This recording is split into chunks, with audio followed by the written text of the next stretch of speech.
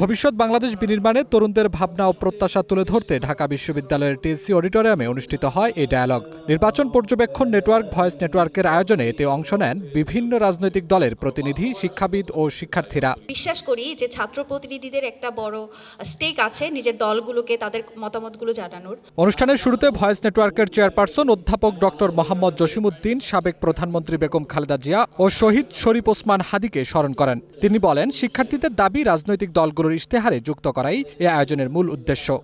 এই যুগে এসে আমাদের বাংলাদেশের মানুষদেরকে ভাত কাপড় নিয়ে চিন্তা ভাবনা করতে হয়, এটা হচ্ছে খুবই দুঃখজনক একটা ব্যাপার। ডায়ালগে শিক্ষার্থীরা শিক্ষা, স্বাস্থ্য ও মানবাধিকার ইস্যুতে একাধিক দাবি তুলে ধরেন। জীবন ধারণের প্রয়োজনীয় বাস্তবভিত্তিক শিক্ষা নিশ্চিত, চিকিৎসা সরঞ্জামের সংকট দূর করে মানসম্মত চিকিৎসা দেওয়ার পাশাপাশি ধর্ষণ প্রতিরোধ, দুদকের স্বাধীনতা, প্রশাসনিক বিকেন্দ্রীকরণ ও বাজেটের সুষ্ঠু বন্টন রাজনৈতিক দলগুলোর ইশতেহারে আনার দাবি জানান তারা।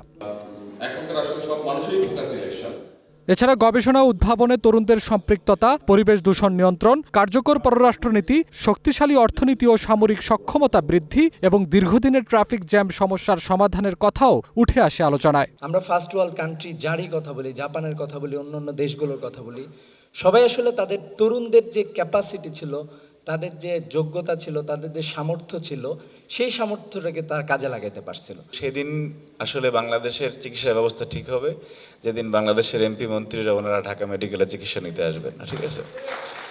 এবং সেটি যদি কম্পালসারি করা যায়, যে যেটা আপনি বক্তব্যে বলেন, যে দেশের একজন নাগরিক হিসেবে আপনার অন্য নাগরিকের প্রতি ঠিক কমিটমেন্টটা যদি থাকে, তাহলে আপনিও ঢাকা মেডিকেলে আসবেন। আমরা এখানে মৌলিকভাবে কয়েকটা বিষয় প্রস্তাব করেছি।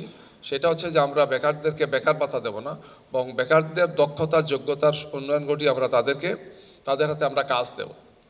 আমরা কার্ড দেব না, আমরা কর্ম দেব, কাজ দেব, যাতে সে আত্মসম্মান নিয়ে, মর্যাদাবোধ নিয়ে সে কাজ করতে পারে। তিনটি বিষয় নিয়ে আগামী নির্বাচনে জনগণের সামনে যাচ্ছি এবং জনগণের সামনে যাব। 1 নাম্বার সুশাসন, সংস্কার এবং সার্বভৌমত্ব।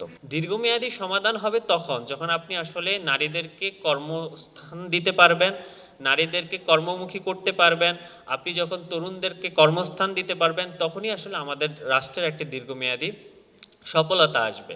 জুলাই অভ্যুত্থান ছিল ইনসাফ প্রতিষ্ঠা ও দেশের সার্বভৌমত্ব রক্ষার আন্দোলন। স্বাধীনতা ও সার্বভৌমত্ব রক্ষা করা রাজনৈতিক দলগুলোর দায়িত্ব বলে মনে করছেন তরুণরা।